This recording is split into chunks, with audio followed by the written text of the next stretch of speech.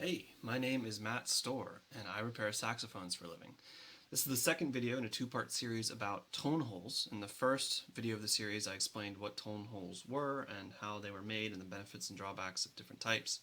And in this video, I'm going to show you how a tone hole is leveled.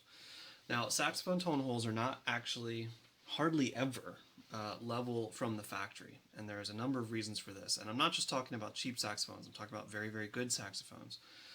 I've had the good fortune to work on a great many vintage horns from the best era of saxophone making all over the world up to the present day. And on every single saxophone I've seen, most of the tone holes from the factory are unlevel.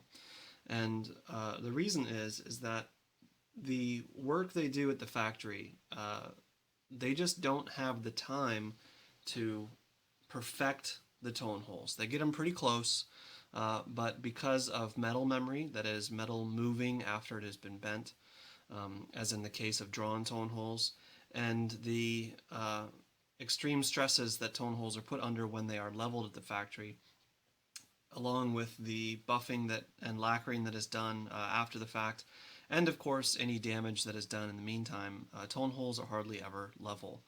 And the flatter and more level a tone hole is, in conjunction with a flat and level pad in a flat and level key cup that is set in the correct angle relative to the tone hole, the easier it is to make your pad seal very well and for a very long time.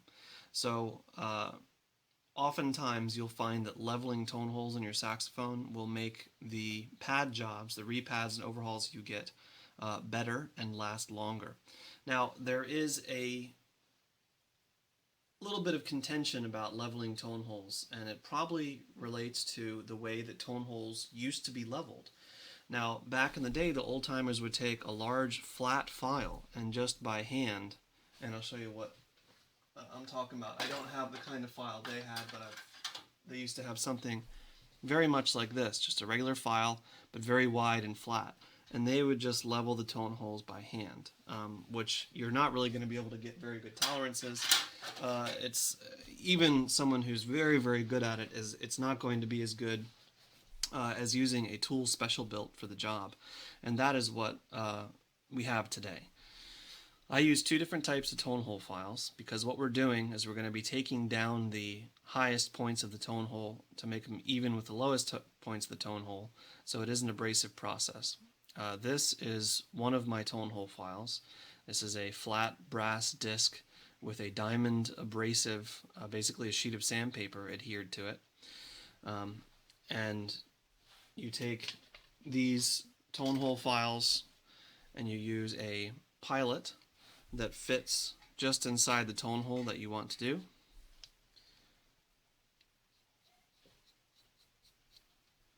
And by turning this in that tone hole, you can very slowly bring this tone hole down. Now, the amount of material we're talking about taking off here is typically the width of a sheet of paper or less. Much more than that, and usually that means you've got some sort of body damage, and it is absolutely essential that you fix any body damage first. You do not want to take off more material from the tone holes than is necessary. And this is also a one-time job. Once you get this done right, you never need to do it again. The tone holes do not naturally wear. As long as they're not damaged, they will stay level pretty much indefinitely. The second type of tone hole file I use is a much slower working, very basically a super dull file, and it works with the same principle. We've got pilots that fit into the tone hole, and you want a nice tight fit. And when this sits on top and you rotate it, and it slowly takes off material. Now, these tone hole files, between the two sets, I've got probably about $2,000 invested in these specialty tools, and this is the only thing they do is level tone holes. So this is not something that you're really going to be doing at home very often. First of all, it's kind of ridiculously expensive to own the right tools unless you've got hundreds of saxophones. And it's also difficult to do right, and you really want to give this job to someone who knows what they're doing, who's not going to screw it up, because you can't put metal back on nearly as easily as you can take it off. Now, one of the main reasons that tone holes are unlevel from the factory is, say this is a cross section of your body tube, right? Imagine it's like a Coke can in your hand. It is very easy to squeeze the Coke can this way, but not along the edge, right? So when they are leveling these tone holes, and they've got a big machine that is, they've got the body hopefully on a mandrel, and a machine goes bzzz very quickly to each of these tone holes to level them. A lot of times the metal is going to deform a little bit under the pressure of that tool and then spring back when the tool goes away. So most often what you're going to see are high spots, north-south, and the widest part of the body tube, where that is compressed and then sprung back. Also, you'll just see some general waviness. Sometimes that can be from just careless work, bad luck, or it can be from the buffing operation prior to lacquering, depending on how well the worker doing the buffing is staying away from the tone holes, because buffing is an abrasive process. Edges of tone holes are sharp. You can very quickly take off a little bit of material. Now, the arguments against tone hole leveling, one is the lack of precision, which has been overcome by modern tools. Two is mostly kind of snake oil arguments, where people are talking about, oh, you're losing weight on the instrument, or you're losing volume in the bore. As far as the weight, the amount of material we're taking off is probably, a few grams at most from the entire saxophone body.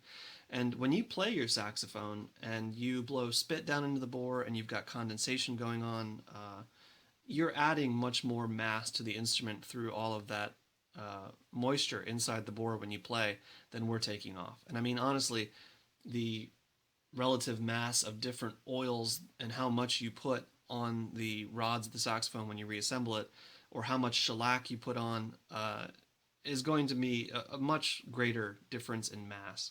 So even if mass did have an acoustic relevancy here, it's small potatoes. You're not taking off that much. And as far as the volume of the bore is concerned, like I said, we're taking off about the thickness of a sheet of paper, okay? And here is a flat metal resonator, okay? And here is a domed metal resonator. And when you, if I can get it to focus, when you look at the difference in volume between that doming there and that flat metal resonator, this is going to change the volume, and this is a very slight dome. This is going to change the volume of the saxophone much more, the difference in resonators, or whatever resonators you pick, than the amount of material you're taking off at the tone hole. So really, the only argument against it is if it's not done well, and that is something that you can absolutely control by using the right tools and the right techniques. So I'm going to show you today how you test to see if a tone hole is level, and then how you level a tone hole. And I'm actually going to split that up into another video, because my camera really sucks and the audio starts to skip around 10 or 12 minutes, and this is going to take me probably another 10 minutes or so to do. So I will show you real quick here how to test for levelness of tone hole. I'll go over it in more depth in the next video. But I've got a flat piece of metal here. I've turned on a leak light inside the instrument. I'm going to hold this flat piece of metal up to the tone hole. Voila. You can see right there.